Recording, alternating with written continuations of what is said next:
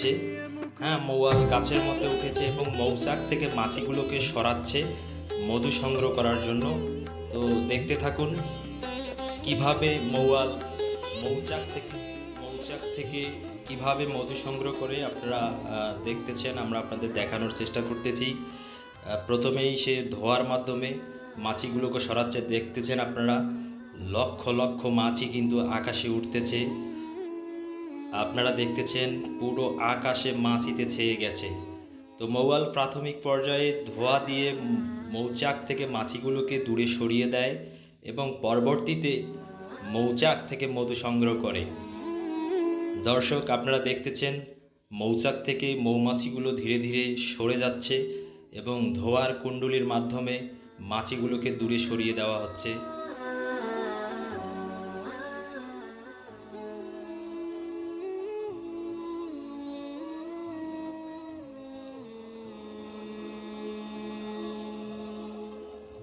দর্শক, আপনারা দেখতেছেন মৌচাক থেকে মধু সংগ্রহ করতেছে মৌয়াল।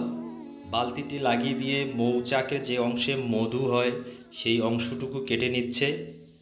দর্শক, তার আশপাশে কিন্তু মাছি ঘোরাফেরা করতেছে, খুবই বিষাক্ত এই মৌমাছি। নতুন নতুন ভিডিও পেতে চ্যানেলটি সাবস্ক্রাইব করবেন এবং লাইক কমেন্ট করে পাশে থাকবেন। দর্শক, আপনারা দেখতেছেন মৌমাছিগুলো আকাশে কুণ্ডলী পাকাচ্ছে, লক্ষ লক্ষ মৌমাছি।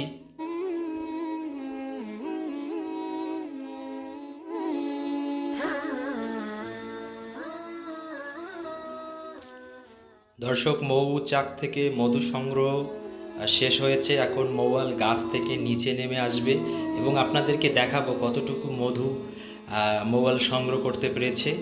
সাথে থাকুন এবং ভিডিওটি না টেনে সম্পূর্ণ দেখার অনুরোধ রইল। মৌচাক থেকে মৌয়াল মধু সংগ্রহ করে নিচে নেমে আসতেছে।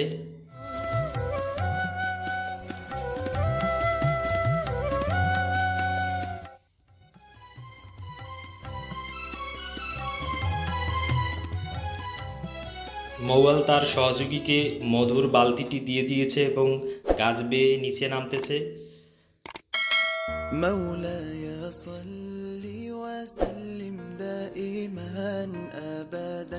মৌচাকের একটি অংশ মাটিতে পড়ে গিয়েছে।